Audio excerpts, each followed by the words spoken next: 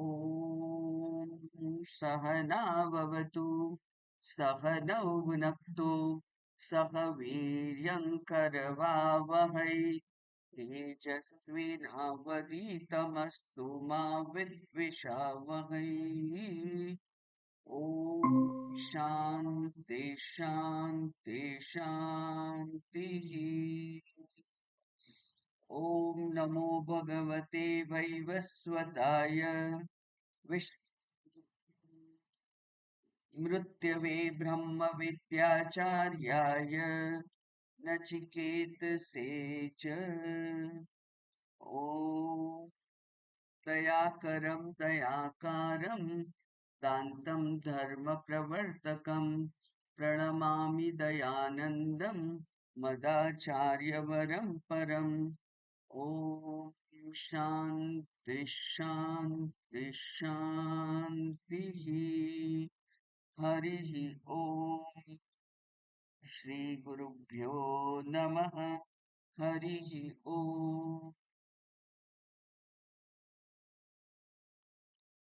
કઠોપનિષદની પ્રથમ અધ્યાયની તૃતીય વલ્લીનો 12મો મંત્ર નું ભાષ્ય આપણે જોઈ રહ્યા હતા અને ત્યાં કહ્યું કે આ આત્મા ગૂઢ છે, રહસ્ય છે, છુપાયેલો છે, આવૃત્ત છે અને આવૃત્તિ ખરેખર પરમાત્માને આવૃત્ત ના કરી શકાય. સૂર્યને વાદળ આવૃત્ત ના કરી શકે, પણ આપણી દ્રષ્ટિને એ ઢાંકી દે છે અને એટલે વાદળ હોય ત્યારે સૂર્યના દર્શન થતા નથી.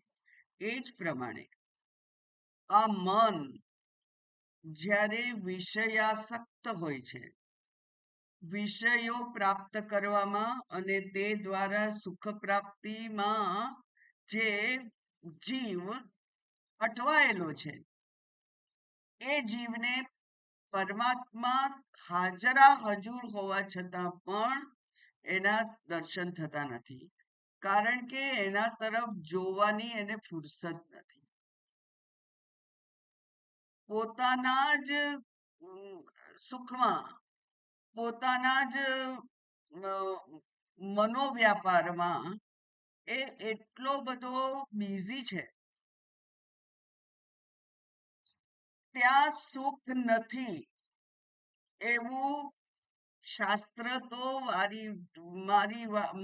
ડંકા મારીને કહે છે કે જ્યાં તું સુખ શોધે છે ત્યાં સુખ નથી. પણ જે ટેમ્પરરી સુખ મળે એનાથી એ આકર્ષાઈ જાય છે અને એની પ્રાપ્ત કરવાની લગનમાં લાગી જાય છે.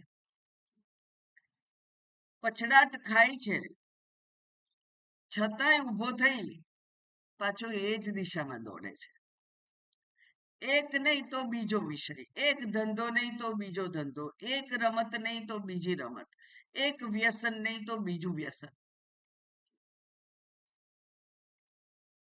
સનાતન ધર્મમાં, હિન્દુ ધર્મમાં તો સારું હતું કે એક પત્ની વ્રત હતું મોટા ભાગે, પણ પરદેશોમાં તો જોઈએ કે પત્નીથી મને સુખ થશે એટલે લગ્ન કર્યા અને પછી એની સાથે ના ફાયું એટલે એને છૂટાછેડા, પછી બીજી પત્ની, પછી ત્રીજી પત્ની, એમ એમણે કહેવું પડે કે આ મારી પાંચમી પત્ની છે કે પાંચમો પતિ છે. એક જ દિશામાં દોડે છે, ત્યાં સુખ નથી મળતું એને, પણ એને ખબર નથી પડતી કે મારા દોડવાની દિશા જ ખોટી છે, એવું એને ખબર પડતી નથી.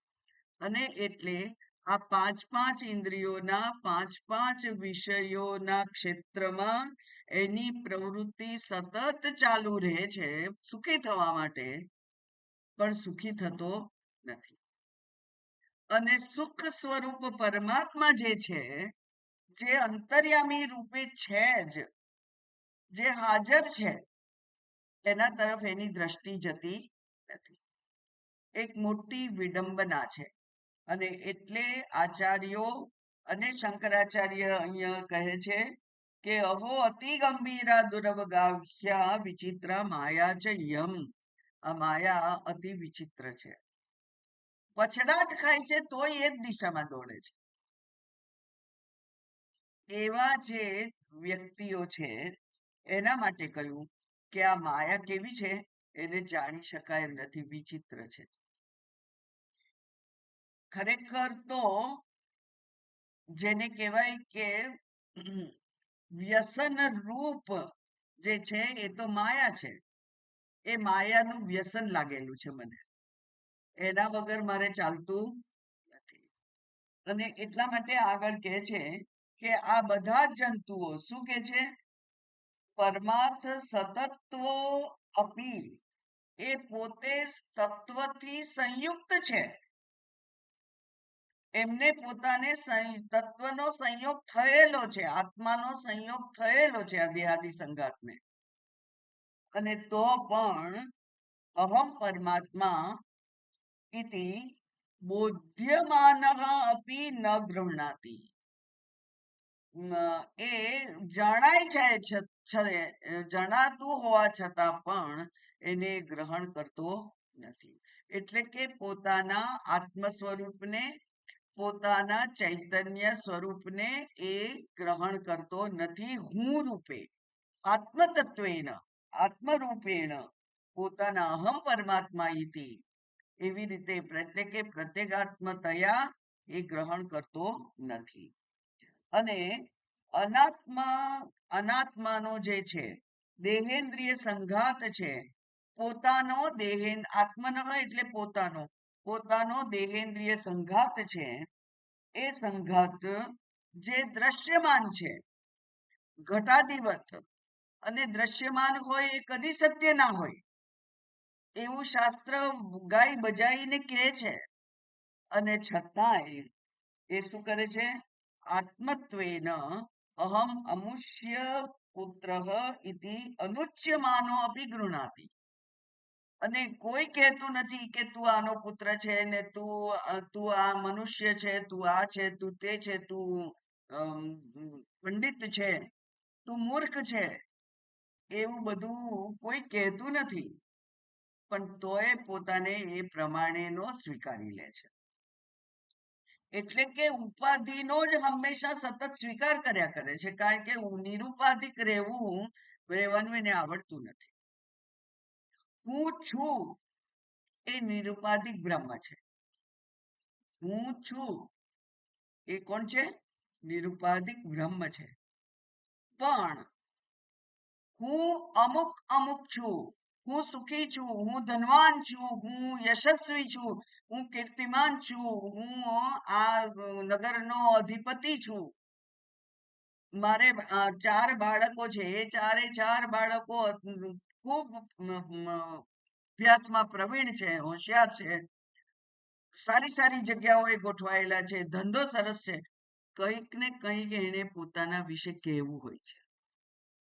એમાં જ એ પોતાના બાયોડેટાને બનાવવામાં જ, એને ઇમ્પ્રુવ કરવામાં જ એનું બધું જ જે જોશ છે, એનું બધું જે શક્તિ છે એ એમાં જ વાપરી નાખે છે. નિરુપાધિક રહેવું, પૂજ્ય સ્વામીજીએ સરસ કહ્યું છે. એમણે કહ્યું કે જે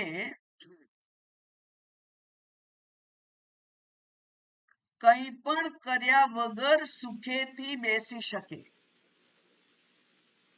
એ કંઈ પણ કરતો કરતો પણ સુખેથી રહી શકે. એટલે ખરેખર તો કંઈ ના કરવું એ જ કરવાનું છે. નિવૃત્તિ, સર્વ ક્ષેત્રમાંથી નિવૃત્તિ, સેવા ક્ષેત્રમાંથી નિવૃત્તિ, પોતાના ઉત્કર્ષની અભ્યુદય માટેની પ્રવૃત્તિમાંથી નિવૃત્તિ, અહમ અમુષ્ય પુત્ર, હું અમુકનો પુત્ર છું, હું અમુક અમુક છું, એવી જે પોતાની બુદ્ધિ છે એમાંથી મુક્તિ. ખરેખર ત્યાગ એનો જ કરવાનો છે. ઉપાધિનો ત્યાગ કરવાનો છે અને ઉપાધિનો ત્યાગ કરી અને શાંતિથી કુદરતના સાનિધ્યમાં નિરાતે લાંબા પગ કરી અને જે બેસી શકે, કોઈ કામ મારા વગર અધૂરું રહી જતું નથી એવું જેની બુદ્ધિમાં દ્રઢ થઈ જાય છે, તે જ ખરેખર સ્વરૂપ છે. પણ એ સ્વરૂપને આપણે પામી શકતા નથી, કારણ કે કશુંક પકડવામાં અને કશુંક છોડવામાં વ્યસ્ત છીએ. રાગ અને દ્વેષને એટેન્ડ કરવામાં વ્યસ્ત છીએ, એટલે એવું બેસી શકતા નથી. એટલે શંકરાચાર્યજી કહે છે કે તને કોઈ કહેતું નથી કે તું બહુ અગત્યનું છે, તારા વગર દુનિયા નહીં ચાલે, એવું કોઈ કહેતું નથી. અને તોય પોતે માની લે છે કે હું નહીં હોઉં તો આ બધાનું શું થશે? જાણે પોતે જ બધાનું પાલન પોષણ કરે છે. ગાડા તળે કૂતરું એમ કે હું જ આ ગાડું ખેંચું છું. આપણે એવા જ છીએ. કોઈના વગર દુનિયા અટકી નથી ગઈ. કોઈ ગમે તેવો મહાન હોય ને, સંત હોય કે સમાજ સેવી હોય કે રાજકીય પુરુષ હોય, એપીજે અબ્દુલ કલામ વૈજ્ઞાનિક, અવકાશીય વૈજ્ઞાનિક, એમના વગર પણ અવકાશ વિજ્ઞાનની પ્રગતિ પ્રવૃત્તિ ચાલુ છે. ક્યાં અટકી ગયું કશું? કોઈ એક વગર દુનિયા અટકી નથી જતી. ખાલી આપણે માની બેસીએ છીએ કે મારા વગર આ ઘર ના ચાલે, મારા વગર આ બિચારા શું કરશે? એવું નથી. એટલે એ આપણો ભ્રમ છે અને એ ભ્રમને ભાંગવાનું છે. એટલે અહીંયા કહ્યું કે બધા જ કેવા છે, નૂનમ પરસ્ય એવ માયયા મુહ્યમાન સર્વો લોકો બમ ભ્રમિતિ. બધા ભ્રમમાં છે. આ માયા બધાને ભ્રમમાં નાખી દે છે અને આ માયા મિથ્યા છે. એનું સ્વતંત્ર કોઈ અસ્તિત્વ નથી. એવું કહેવાય છે કે પેલું કેળનો થડ હોય અથવા ડુંગળી, એનું બી વચ્ચેનું એ આપણે કાઢવું હોય, એટલે કે મારે ડુંગળી જોઈએ અને આ તો ઉપરના તો છોતરા છે, છોતરા છે, છોતરા છે, છોતરા છે, એમ કરતા કરતા કાઢતા જઈએ. જો કાઢતા જઈએ તો કશું બચે નહીં. માયા એવી જ છે. એને આપણે એના માટે જો આપણે કોઈક ઇન્ક્વાયરી કરવા માટે પ્રવૃત્ત થઈએ તો એનું અસ્તિત્વ રહેતું જ નથી. એમ અહીંયા કે છે મોમુહ્યમાન સર્વો લોકા બમ્બ્રમૈતિ, અને એટલે તથા ચ સ્મરણમ નાહમ પ્રકાશ સર્વસ્ય યોગમાયા સમાવૃત. ભગવાન કે છે કે હું બધાને દેખાતો નથી, એટલે કે અજ્ઞાનીઓ માટે હું આવૃત્ત છું, પણ જ્ઞાનીઓ જે જ્ઞાન માટે પ્રવૃત્ત થાય છે, જે વિચારશીલ લોકો છે, વિવેક પ્રધાન લોકો છે, એ લોકો માટે તો હું જણાવું છું. એવું હવે પછીનું આપણે જોયેલું એ અસંસ્કૃત બુદ્ધે અવિજ્ઞેયત્વાદ ન પ્રકાશતે, પણ સંસ્કૃતયા બુદ્ધ્યા પ્રકાશતે. જે સુસંસ્કૃત બુદ્ધિ છે એનાથી એ પ્રકાશિત થાય છે. આમ પારંપર્ય દર્શનેન, એટલે કે પરંપરાથી અન્નમય કોષ, પ્રાણમય કોષ, મનોમય કોષ, વિજ્ઞાનમય કોષ, આનંદમય કોષ, એ બધા કોષોને નો આપણે વારાફરતી નિષેધ કરતા જઈએ તો એ આત્માના દર્શન થાય છે. અને એ એ જ વ્યક્તિને સૂક્ષ્મદર્શી કહેવાય. સૂક્ષ્મદર્શી પંડિતૈહી, કાલે મેં કહ્યું હતું કે પંડિત એને કહેવાય જે શાસ્ત્રજ્ઞ હોય. કારણ કે આત્માની ઓળખાણ કરાવનાર જે પ્રમાણ છે એ શાસ્ત્ર છે. પ્રમાણ વગર પ્રમા ઉત્પન્ન થતી નથી. પ્રમાણ વગર કોઈ જ્ઞાન થતું નથી. રંગ રૂપને જોવા હોય તો ચક્ષુરેન્દ્રિય વગર એને જોઈ શકાય નહીં. એટલે ચક્ષુરેન્દ્રિય પ્રમાણ છે એને જોવા માટેનું, પણ એ પ્રમાણ એ અનિવાર્ય છે પ્રમા માટે, જ્ઞાન માટે. એમ આ અહમ આત્મા, અહમ ચૈતન્ય, એ જે જ્ઞાન છે એ જ્ઞાન માટે શાસ્ત્ર એવ પ્રમાણમ, શબ્દ પ્રમાણથી જ એને જાણી શકાય છે. અને શબ્દ પ્રમાણ એટલે શાસ્ત્ર પ્રમાણ, અને શાસ્ત્ર પ્રમાણ એટલે એ વેદ, વેદાંત, ઉપનિષદ ના શબ્દો જે છે એ જ આ આત્માને જણાવી શકવા માટે સમર્થ છે. એટલા માટે પંડિત કહ્યું અહીંયા. એટલે શાસ્ત્રજ્ઞ હોય અને શાસ્ત્રને શરણાગત હોય. શાસ્ત્રની વાતને પોતે સત્ય સમજવા માટે પોતાની બુદ્ધિને એને શરણાગત કરી દીધી હોય, એવું જે છે તે. કારણ કે નહીં તો આપણી બુદ્ધિ હંમેશા તર્ક પ્રધાન છે.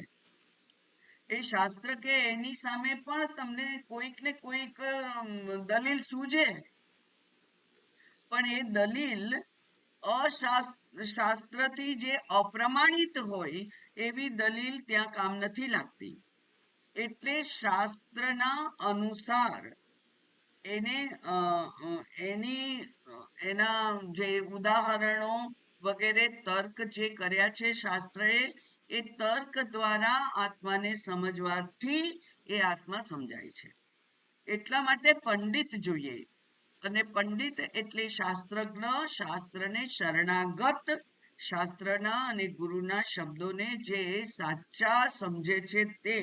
એટલા માટે શ્રદ્ધા તો ગુરુ શાસ્ત્ર શબ્દમાં જેને શ્રદ્ધા છે તે વ્યક્તિ એ અધિકારી છે આ આત્માને જાણવા માટેનો.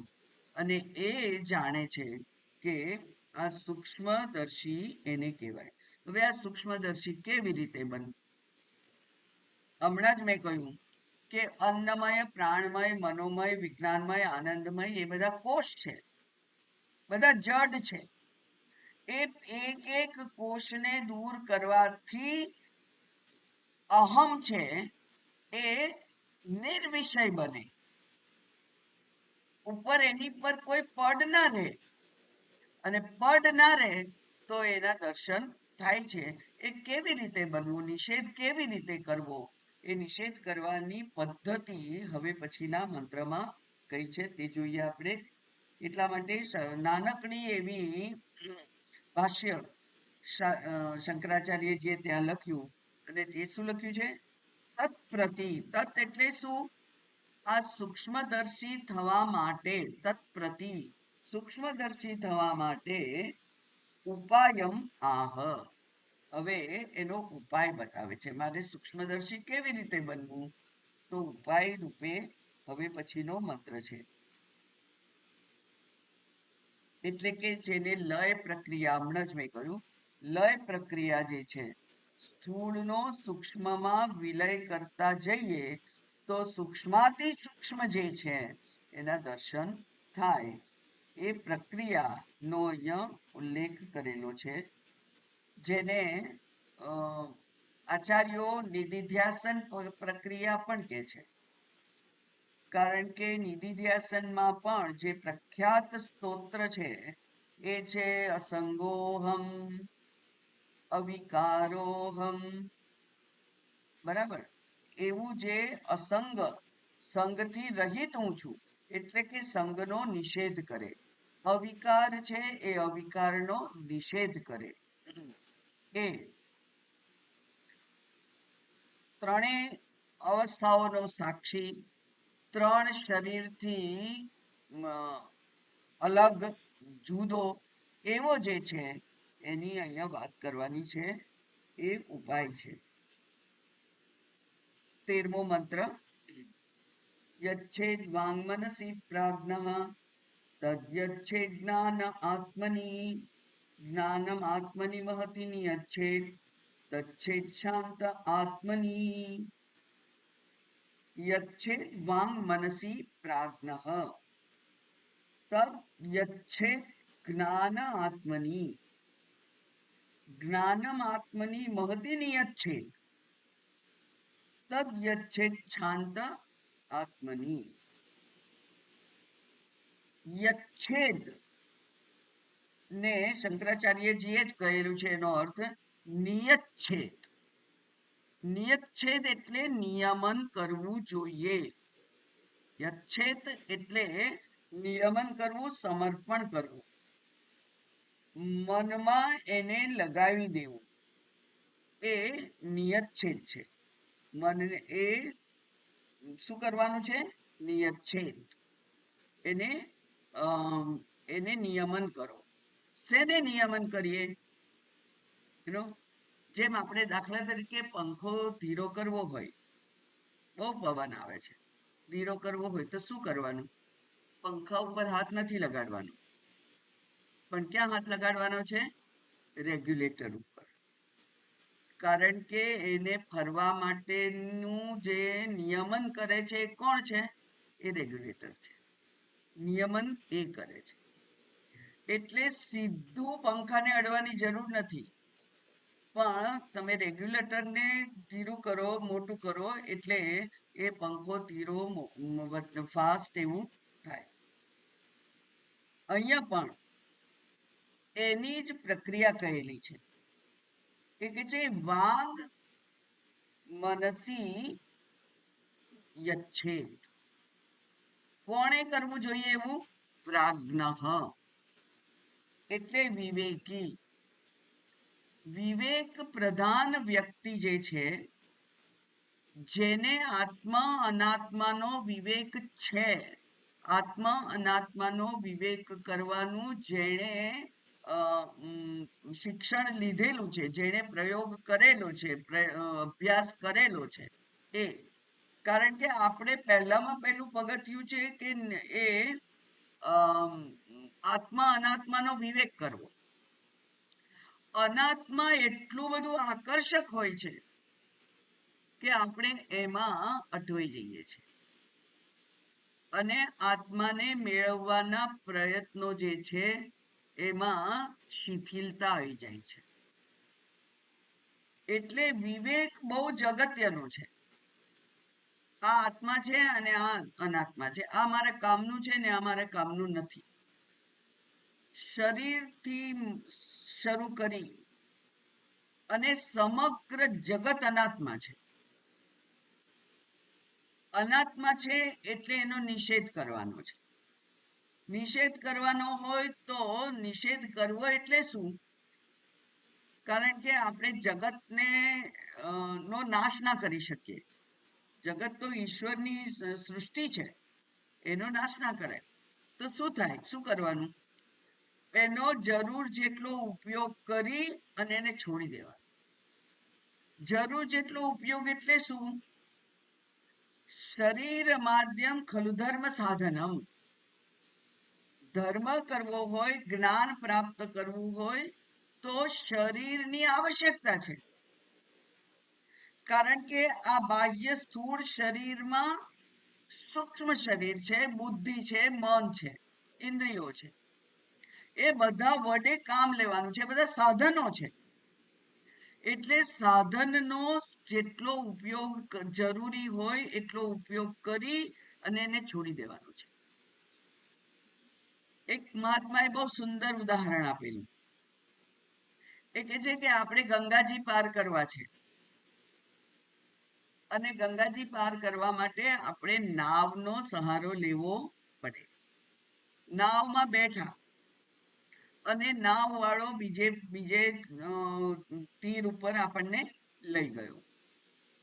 હવે ત્યાં જઈને આપણે નાવમાંથી ઉતરી ગયા, પણ આપણા મનમાં એવો અહોભાવ થઈ જાય કે અરે આ નાવને લીધે તો હું અહીંયા આવી શક્યો ને આ મારા ગુરુજીના મને દર્શન થશે, એટલે નાવને હું ના છોડું. તો નાવ બગલમાં મૂકીને જવાય નહીં. નાવને છોડી દેવી પડે. નાવને છોડી અને પછી હવે બીજા તીરે પગથી ચાલી અને ગુરુજી સુધી પહોંચાય. એ સાધન છે. તો આ શરીર, મન, બુદ્ધિ સાધનો છે. એ સાધનનો જરૂર જેટલો ઉપયોગ કરી અને એને બાજુમાં હટાવી દેવાના હોય. એના ઉપર કાયમ નજર સ્થિર રાખવાની હોય નહીં. કાયમ એની જ સ્વસ્થતાની ચિંતા ના કરવાની હોય. શરીર સ્વસ્થ રહેવું જોઈએ, મન સ્વસ્થ રહેવું જોઈએ, બુદ્ધિ સ્વસ્થ રહેવી જોઈએ. હંમેશા એની જ ચિંતા જો કર્યા કરીએ તો મન આખું હંમેશા એમાં ને એમાં જ વ્યસ્ત રહે. તો આત્મચિંતન ક્યારે થાય? એટલે આત્મચિંતન કરવા માટેના સાધન રૂપ જે છે એ વાક અને આ વાણી જે છે એ શાસ્ત્રમાં બતાવ્યું કે વાણી એ અગ્નિ તત્વ છે. અને એ વાણી, કારણ કે આ જે આપણને ઇન્દ્રિયો આપી છે, કેટલીક ઇન્દ્રિયો એક કરતા વધારે કામ કરે છે. બરાબર. દાખલા તરીકે આપણને ચા પીએ તો ચાનો સ્વાદ લેવા માટે પણ આ જીભ જ છે. પણ બહુ ગરમ છે, બહુ ગરમ પીવાઈ ગઈ, તો ગરમ છે, ઠંડુ છે એવું પણ તમને કોણે કહ્યું? જીભે કહ્યું. બરાબર. તો આ જીભ છે એ સ્પર્શેન્દ્રિય પણ છે, રસનેન્દ્રિય પણ છે અને વાગેન્દ્રિય પણ છે. બોલવાનું પણ જીભ વગર ના થાય. તો ત્રણ કામ ત્યાં છે. રસનેન્દ્રિય, સ્પર્શેન્દ્રિય. બરાબર. કારણ કે સ્પર્શેન્દ્રિય તો આખા શરીરમાં બધે જ છે. હવે એ જે ત્રણ કામ છે એમાં આ સ્પર્શેન્દ્રિય જે છે એ સ્પર્શેન્દ્રિય, વાગેન્દ્રિય, એ બંને ને ત્યાં મૂકવાના છે અને એ વાક છે એને મનમાં લય કરવાનો છે. કારણ કે વાક ઇન્દ્રિય દ્વારા જે બોલાય છે એ જ જે મનમાં હોય એ બોલાય છે. એટલે હવે વાગેન્દ્રિયને આપણે જો કંટ્રોલ કરવી હોય તો શેને કંટ્રોલ કરવી પડે? વાકથી શબ્દ હોય છે અને શબ્દ ગુણ આકાશનો છે. અને શ્રોત્રેન્દ્રિય એ પણ આકાશ છે, એનો પણ દેવતા. તો જો જેવું સાંભળ્યું છે એવું બોલાશે આપણાથી. કેટલીક ગાળો, દુર્વચનો આપણે સાંભળ્યા જ ના હોય તો બોલાય ના. એટલે વાગેન્દ્રિયને જો કંટ્રોલ કરવી હોય તો કોને કંટ્રોલ કરવું પડે? શ્રોત્રેન્દ્રિયને કંટ્રોલ કરવી પડે. બંનેનો ગુણ એક જ છે, આકાશ. હે ને? તો આવી રીતે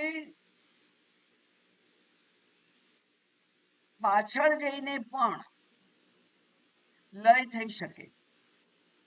વાક ઉપર નિયંત્રણ કરવા માટે શ્રોત્ર પર નિયંત્રણ કરવાનું છે. અને વાગ ઇન્દ્રિય જે છે એ એમાં જે વાણી નીકળે એવું મન બને, મન હોય. કારણ કે એ મન જ પહેલા વિચારે છે, પછી વાગેન્દ્રિય દ્વારા એ વ્યક્ત થાય છે. તો આ વાગેન્દ્રિય છે એને મનમાં સમર્પિત કરી દો. મન સુસંસ્કૃત હશે તો વાગેન્દ્રિય સુસંસ્કૃત રહેશે કે નહીં? મન ઉચ્છૃંખલ હશે તો વાણી કેવી હશે? ઉચ્છૃંખલ હશે જ. તો આ જે ઇન્દ્રિયો છે, જે ઇન્દ્રિયો, એ ઇન્દ્રિયો આ પંચમહાભૂતના એક એક તત્વમાંથી બનેલી છે. પંચમહાભૂતના સત્વાંશમાંથી શ્રોત્રેન્દ્રિય બની, જે જ્ઞાનેન્દ્રિય છે. પંચમહાભૂતના રજસ અંશમાંથી બની એક કર્મેન્દ્રિય છે. વાક એક કર્મ છે. એટલે પહેલા જ્ઞાનેન્દ્રિય સૂક્ષ્મ, એના કરતા રજસ ગુણ પ્રધાન જે છે એ કર્મેન્દ્રિય, એ વાણી છે. અને આ રજસ અને તમસ ગુણ એ બધાના સંયોજનથી, પંચ મહાભૂતની તન્માત્રાના સંયોજનથી અંતઃકરણ બન્યું છે. એટલે અંતઃકરણ એના કરતા સૂક્ષ્મ છે. મન એ અંતઃકરણનો ભાગ છે. એટલે આ સૂક્ષ્મ ઇન્દ્રિય જે છે, જેને કહ્યું વાક, એ વાક ઇન્દ્રિયને એના કરતા સૂક્ષ્મ જે મન છે એમાં સમર્પિત કરી દો. એટલે જે વાક છે એ, અથવા વાક તો આગળ શંકરાચાર્યજી કહેવાના જ છે કે અહીંયા ભલે વાક કહ્યું, પણ તમે શબ્દ, સ્પર્શ, રૂપ, રસ, ગંધ, પાંચે પાંચ વિષયોના પાંચે પાંચ જે ઇન્દ્રિયો છે, કરણ છે, એટલે કે જ્ઞાનેન્દ્રિયો અને કર્મેન્દ્રિયો, બધી જ 10 એ 10 ઇન્દ્રિયોને એના કરતા જે સૂક્ષ્મ છે એ મનમાં સમર્પિત કરી દો. ભલે અહીંયા એકલી વાકનું નામ કહ્યું છે, પણ તમારે ગણી લેવાના છે 10. શ્રોત્રેન્દ્રિય, ચક્ષુરેન્દ્રિય, ઘ્રાણેન્દ્રિય, રસનેન્દ્રિય, સ્પર્શેન્દ્રિય. અને કર્મેન્દ્રિય કઈ કઈ છે?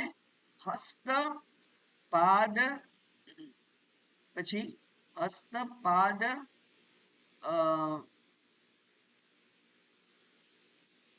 હાથ, પગ, પછી કયું? ગુદા, એટલે કે જે નિકાલ કરે છે તે. પછી જનનેન્દ્રિય અને વાણી.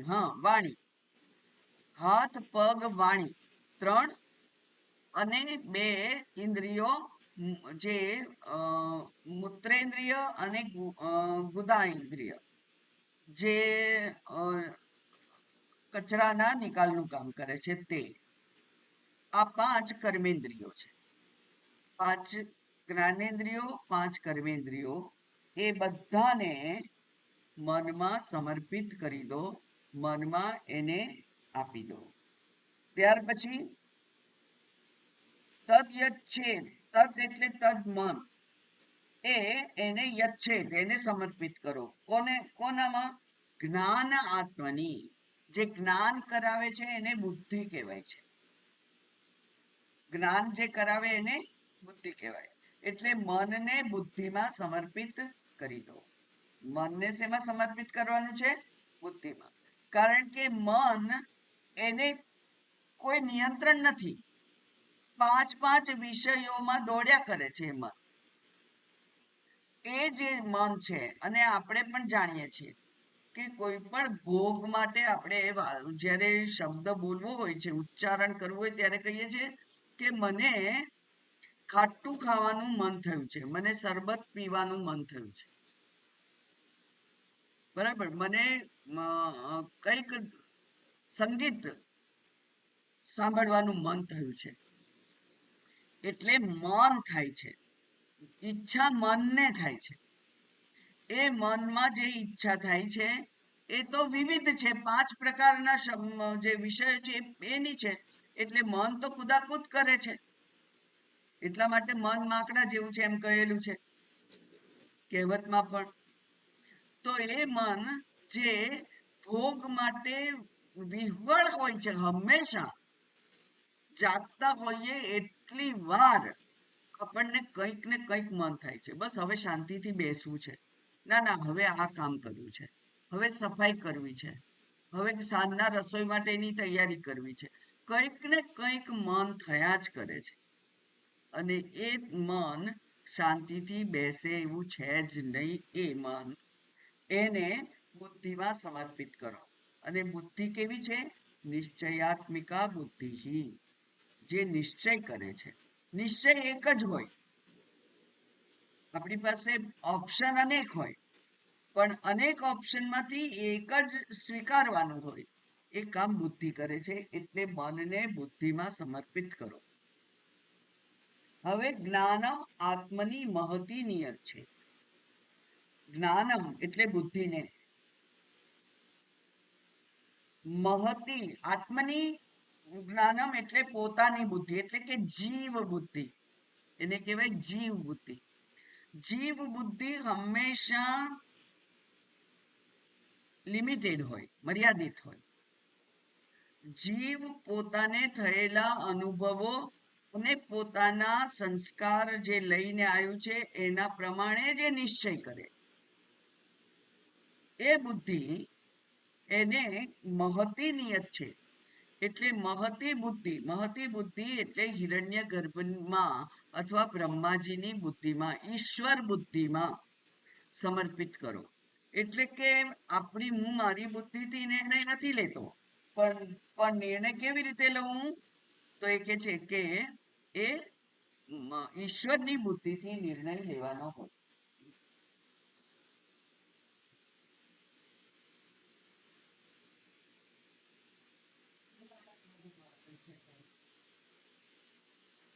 ઈશ્વરની બુદ્ધિમાં એને સમર્પિત કરવાની હોય. એટલે એ જ્ઞાનમ મહતી નિયત છે. જીવ બુદ્ધિને ઈશ્વર બુદ્ધિમાં સમર્પણ કરવાનું છે. અને ઈશ્વર બુદ્ધિ એ પણ ઈશ્વર પણ ઉપાધિ છે. એ પોતાની જે ઈશ્વરની ઉપાધિ છે, એ ઈશ્વર ઉપાધિની જે બુદ્ધિ છે, એ બુદ્ધિને શાંત આત્મની યચ્છેદ. એને જે શુદ્ધ સ્વરૂપ બ્રહ્મ છે, એ શુદ્ધ સ્વરૂપ શાંત બ્રહ્મમાં સમર્પિત કરવાની છે. એટલે જ હમણાં મેં કહ્યું કે સૌથી અઘરું કામ છે શાંતિથી બેસવું. આત્માને પ્રાપ્ત કરવું સૌથી અઘરું છે. કેમ? કારણ કે આત્મા શાંત છે. આત્મા નિરુપાધિક છે.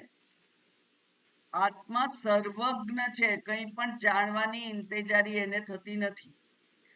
આત્મા સર્વવિત છે. આત્મા સર્વશક્તિમાન છે. કંઈ પણ કરવાની એને ઈચ્છા થતી નથી. બધું થઈ ગયેલું છે, પૂર્ણ છે, શાંત છે. એ શાંત સ્વરૂપમાં પછી એને સમર્પિત કરવી. એટલે કે સોપાધિકમાંથી નિરુપાધિકમાં આપણે પ્રવેશ કરવો. સોપાધિક જીવ પણ ઉપાધિ, ઈશ્વર પણ ઉપાધિ છે. જીવ ઉપાધિ છે, ઈશ્વર પણ ઉપાધિ છે. તો એ ઉપાધિમાંથી નિરુપાધિક ઈશ્વર, નિરુપાધિક બ્રહ્મ જે છે, શુદ્ધ બ્રહ્મ, એમાં એને લય કરવો, એમાં એને સમર્પિત કરવો. એટલે કે સ્થૂળને સૂક્ષ્મમાં સમર્પિત કરવાની અહીંયા પદ્ધતિ બતાવેલી છે.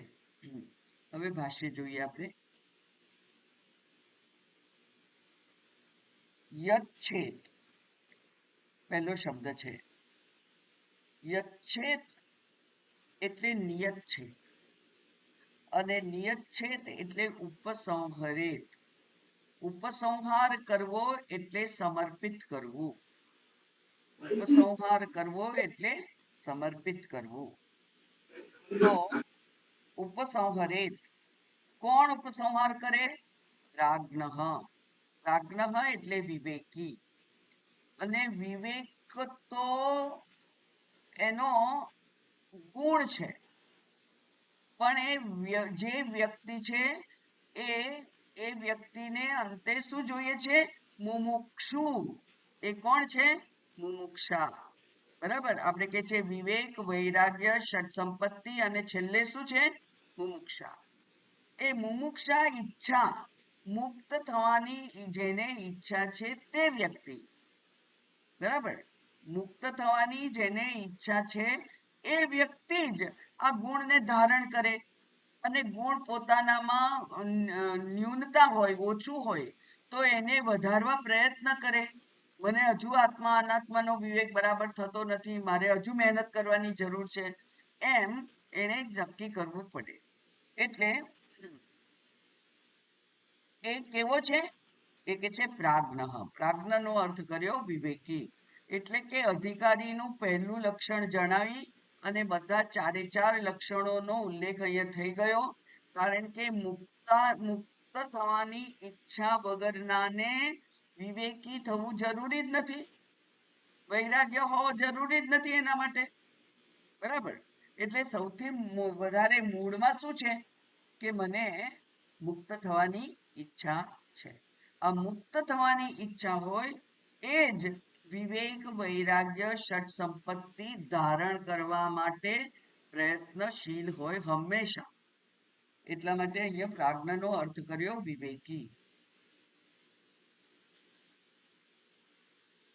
કોણ શેને શેને સમર્પિત કરે? કિમ, શું સમર્પિત કરવાનું છે? તો કે છે વાક. વાક એટલે વાચમ, વાણી. અને અહીંયા કહ્યું કે વાક, વાક એ છે એને અહીંયા એટલે અહીંયા ઉપલક્ષણાર્થા સર્વેષામ ઇન્દ્રિયાણામ, બધી ઇન્દ્રિયોના ઉપલક્ષણ રૂપે વાકનો ઉલ્લેખ કરેલો છે. એટલે કે ગણી લેવાની બધી 10 ઇન્દ્રિયો, બરાબર. 10 ઇન્દ્રિયોમાંથી એક રિપ્રેઝન્ટેટિવ તરીકે, ઉપલક્ષણ તરીકે એકનું જ નામ દીધું છે. એટલે બાકીની 9 એની સાથે સમાઈ જાય, ગણી લેવા, બરાબર. હવે ત્યાં ક્યાં એને સમર્પિત કરવાની છે? તો કે છે મનસી. મનસી થોડુંક વ્યાકરણ છે અહીંયા, દીર્ઘ છે, દીર્ઘ સ છે, મનસી. ખરેખર વ્યાકરણમાં એ રસ્વ હોવો જોઈએ, એટલા માટે કહ્યું મનસી. કેમ? કારણ કે અહીંયા જે છંદની જરૂર હશે એમાં મનસ જે છે એને દીર્ઘ કરી દીધો, પણ એને છાંદસ પ્રયોગ કહેવાય, એને વેદમાં નો પ્રયોગ કહેવાય. અને વેદનામાં જે કઈ શબ્દો લખેલા હોય એ સુધારવાની આપણી કોઈ સત્તા નથી. વેદના શબ્દો જેવા છે તેવા જ ગ્રહણ કરવાના હોય. એટલા માટે મનસી ગ્રહણ કરવાનું હોય. પણ મનમાં સમજવાનું કે અહીંયા શબ્દ છે મનસી રસ્વવાળો. એટલે કે વેદના શબ્દોને સુધારવાની સત્તા કોઈએ રાખી નથી, કોઈની પાસે નથી. માત્ર એને યોગ્ય રીતે સમજી લેવાનું, એને એનો કરેક્શન ત્યાં નહીં કરવાનું. પ્રિન્ટિંગ મિસ્ટેક છે એમ કઈ કરેક્શન નહીં કરવાનું, એનું એ રાખવાનું, પણ જે સાચું છે એ સમજવાનું. એટલે છાંદસમ દૈર્ઘ્ય. તત એ તત એટલે તેને, તેને એટલે કોને? મનને. હા, હવે મેં કહ્યું કે સ્થૂળનો સૂક્ષ્મમાં વિલય. એટલે બધી જ ઇન્દ્રિયો જે છે એના કરતા મન વધારે સૂક્ષ્મ છે, અંતઃકરણ વધારે સૂક્ષ્મ છે. એટલે જે સ્થૂળ છે એનો સૂક્ષ્મમાં વિલય, એટલે મનમાં વિલય. પછી મનનો શેમાં વિલય છે? મનઃ યચ્છેદ, મનનો વિલય કરો. ક્યાં? જ્ઞાને, જ્ઞાનમાં. સપ્તમી વિભક્તિ છે, જ્ઞાને. જ્ઞાન એટલે શું? પ્રકાશ સ્વરૂપે મુદ્દૌ આત્મની. આત્મની એટલે પોતાની, પોતાની એટલે જીવની, દરેક જીવની પોતાની બુદ્ધિ. એમાં જે પ્રકાશ સ્વરૂપ છે, જ્ઞાન સ્વરૂપ છે, કારણ કે બુદ્ધિ જ નિર્ણય લે છે અને એ જે નિર્ણય લે એને જ્ઞાન તો હોવું જોઈએ ને કે મારા માટે આ ઉપયોગી છે, આ ઉપયોગી નથી, મારે આ જરૂર છે, આની જરૂર નથી, મારે આ જોઈએ છે, આની મારે જરૂર નથી, એવું જે નિશ્ચય કરે છે તે બુદ્ધિને જ્ઞાન છે. એટલે બુદ્ધિ એટલે જ્ઞાન. કારણ કે બુદ્ધિને વિજ્ઞાનમય કોષ કયો છે. જે કોષ કયા એમાં મનોમય કોષ, પછી વિજ્ઞાનમય કોષ એટલે બુદ્ધિ. એ પોતાની બુદ્ધિમાં એટલે કે જીવ બુદ્ધિમાં. આ જીવની બુદ્ધિ છે એ કેવી છે? તો કે છે કે એ હું બુદ્ધિ છું એમાં એનું તાદાત્મ્ય છે, અહંકાર હોય છે ત્યાં. હું જે માનું, મને જે ખબર છે તે સાચી જ છે, હું જે કહું છું તે જ સાચું છે. એ પંચ ક્લેશમાંનો જે છેલ્લો ક્લેશ છે એ છે અભિનિવેશ. અભિનિવેશ એટલે દ્રઢ આગ્રહ. શેનો આગ્રહ?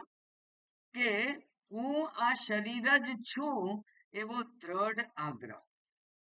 એવી રીતે બુદ્ધિ જે નિર્ણય કરે એ નિર્ણયમાં એનું તાદાત્મ્ય હોય છે અને એ તાદાત્મ્ય હોવાને કારણે આપણે આપણા જે માન્યતાઓ છે, આપણા વિચારો છે, એ આપણા વિચારોમાંથી મુક્ત થઈ શકતા નથી.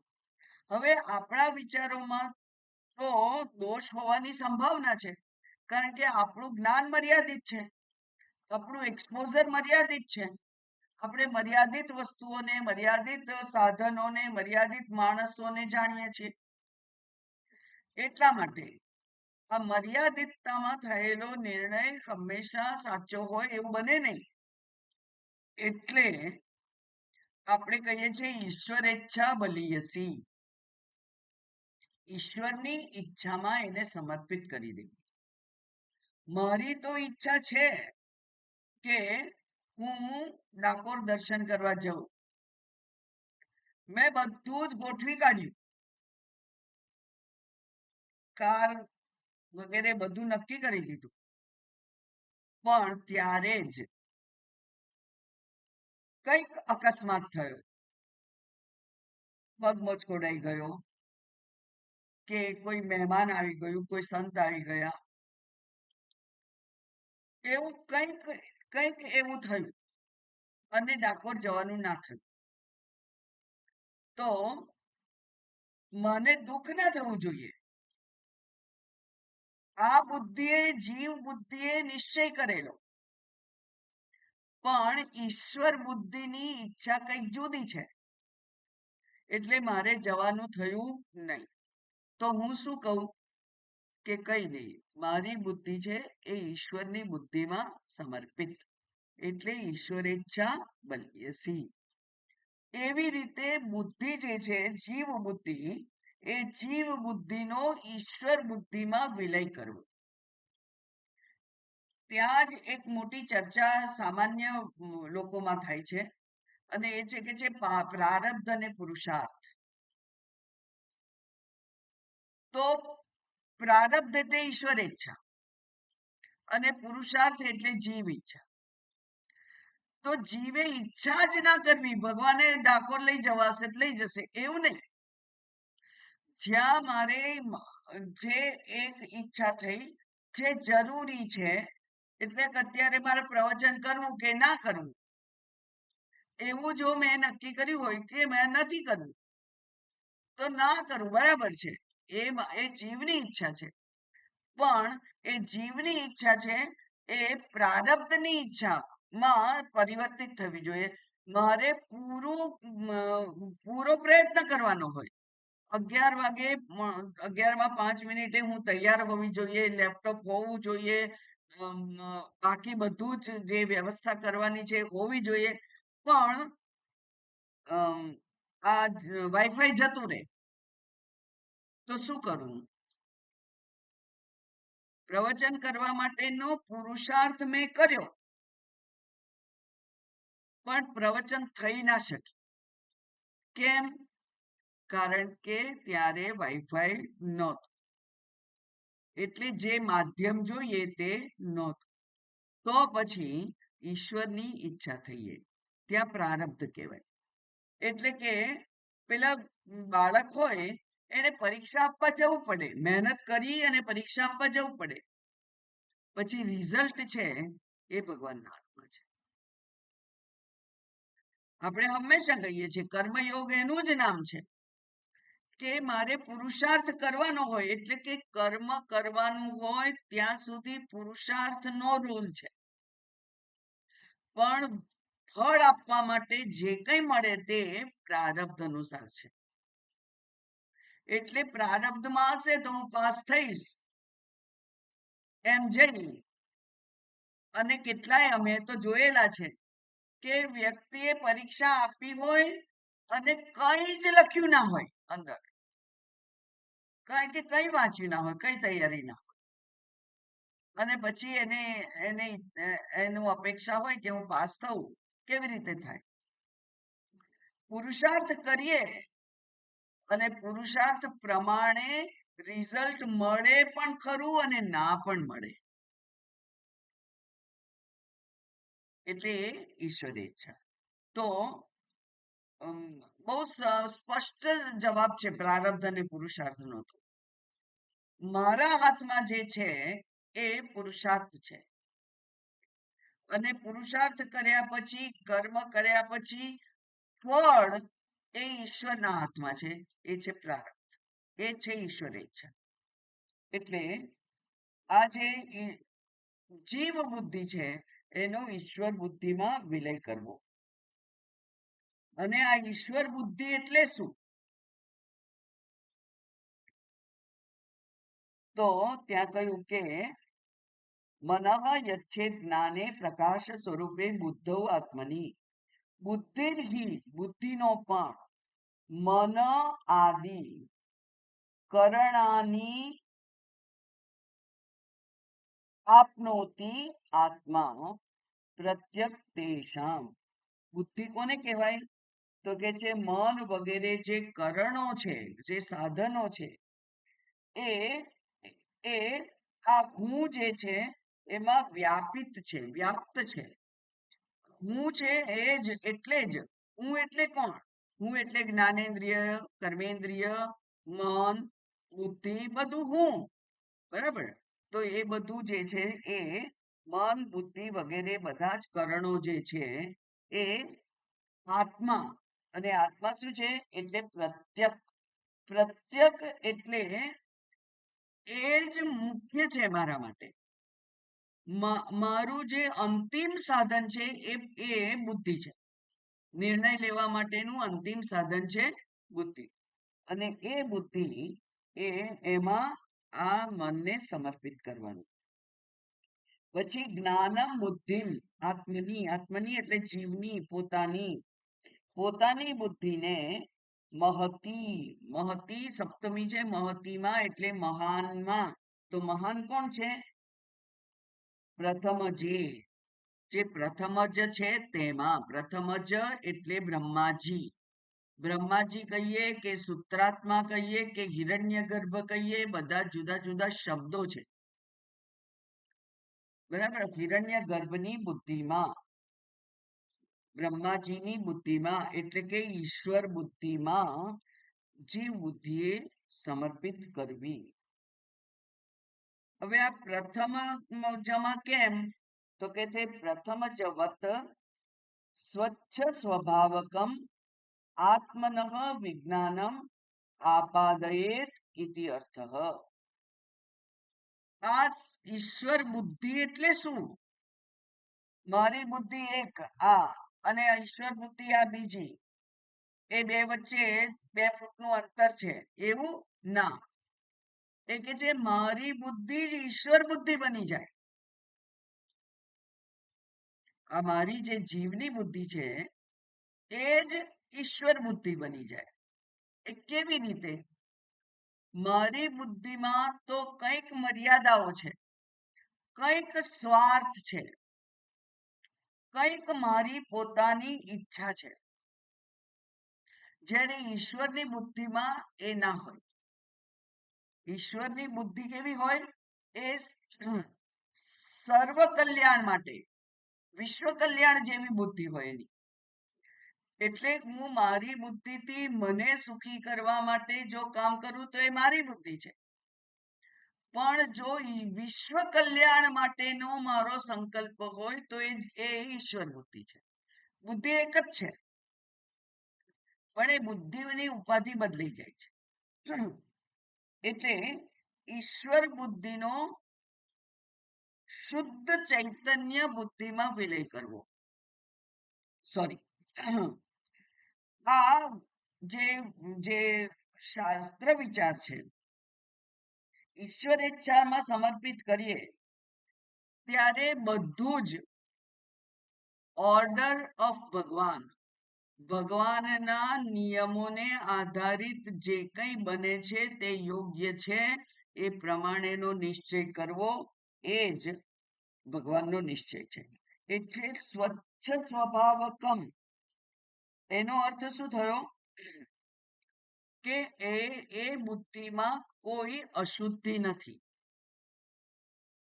જીવ બુદ્ધિમાં રાગ દ્વેષ હોઈ શકે, થોડાક પણ હોઈ શકે, જ્યારે ઈશ્વર બુદ્ધિમાં રાગ દ્વેષ નથી. એટલે કે મારી જે અશુદ્ધ બુદ્ધિ હોય, ઉપાધિ યુક્ત બુદ્ધિ હોય, એનો નિરુપાધિક બુદ્ધિમાં લય કરવો. મારી પોતાની કોઈ ઈચ્છા જ નથી, જેવું અવધૂત સંત લોકોનું જે જીવન હોય છે, કેવું અજગર વૃત્તિથી રહે. એટલે કે મારે મારા શરીરના પોષણ માટે અન્ન મેળવવા માટે પણ મારે પ્રયત્ન નથી કરવો.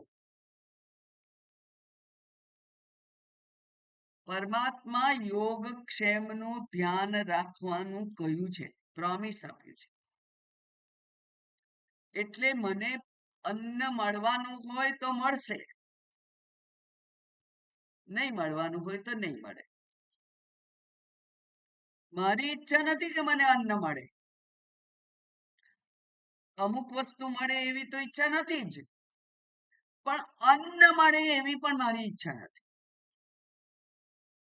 કારણ કે અન્ન મને પ્રાપ્ત થાય એ સ્વાર્થ, એ જીવ બુદ્ધિ છે. એક વ્યક્તિના લાભ માટેની બુદ્ધિ છે. જ્યારે ઈશ્વર બુદ્ધિ કેવી હોય, સર્વનું કલ્યાણ કરવાની જે વૃત્તિ છે એ ઈશ્વર બુદ્ધિ. એટલે ભગવાને નક્કી કર્યું છે, ભગવાનનો પોતાનો સંકલ્પ છે, પરમાત્માનો સંકલ્પ છે ભગવદ્ ગીતામાં, કે અનન્ય ભક્ત જે મારો છે એનો યોગક્ષેમમ વહામ્યહમ, એના યોગ અને ક્ષેમનું હું વહન કરીશ. તો મને આજે અન્ન પ્રાપ્ત થવાનું હશે તો થશે, નહીં થવાનું હોય તો નહીં થાય, ઈશ્વર ઈચ્છા. એ રીતે જેણે પોતાને સમર્પિત કર્યો છે એણે જીવ બુદ્ધિનો ઈશ્વર બુદ્ધિમાં વિલય કરી દીધો છે. એટલે આપણે, કારણ કે આપણે આ કરવાનું છે, વાણીનો મનમાં વિલય કરવાનો છે, મનનો બુદ્ધિમાં વિલય કરવાનો છે, બુદ્ધિ જીવ બુદ્ધિનો ઈશ્વર બુદ્ધિમાં વિલય કરવાનો છે. એટલા માટે કહ્યું કે પ્રથમ જ વત એટલે પ્રથમ જ બ્રહ્માજીની જેમ મારી બુદ્ધિ કેવી હોય, સ્વચ્છ સ્વભાવકમ, સ્વચ્છ સ્વભાવની હોય. એટલે કે એ રાગ દ્વેષ રહિત હોય. પછી કેવી હોય, આત્મના વિજ્ઞાનમ. આત્મના વિજ્ઞાનમ એટલે પોતાની જીવ બુદ્ધિને આપાદયેત પ્રાપ્ત કરે. જીવ બુદ્ધિ જ ઈશ્વર બુદ્ધિ બની જાય. બરાબર, હમણાં જે વર્ણન થયું એ પ્રમાણે જીવ બુદ્ધિ જ ઈશ્વર બુદ્ધિ બની જાય. એટલે કે એનામાં હવે રાગ દ્વેષનો લેશ માત્ર નથી. પોતાના શરીર મનનું પોષણ કરવાની પણ હવે જેની પાસે નિર્ણય કરવાની એને જરૂર નથી લાગતી, એ ઈશ્વર બુદ્ધિને સમર્પિત થઈ જાય છે. તમ ચ, હવે તમ તે મહાત્માત્માનમ યચ્છેદ શાંતે સર્વ વિશેષ પ્રત્યયઃ તમિત રૂપે અવિક્રિયે સર્વાંતરે સર્વબુદ્ધિ પ્રત્યય સાક્ષિણી મુખ્ય આત્મની. એ આપણે આવતીકાલે જોઈશું. ઓમ પૂર્ણમદ પૂર્ણમિદમ પૂર્ણાત પૂર્ણમુદચ્યતે પૂર્ણસ્ય પૂર્ણમાદાય પૂર્ણમેવાવશિષ્યતે. ઓમ શાંતિ શાંતિ શાંતિ. હરિ ઓમ. શ્રી ગુરુભ્યો નમઃ. હરિ ઓમ.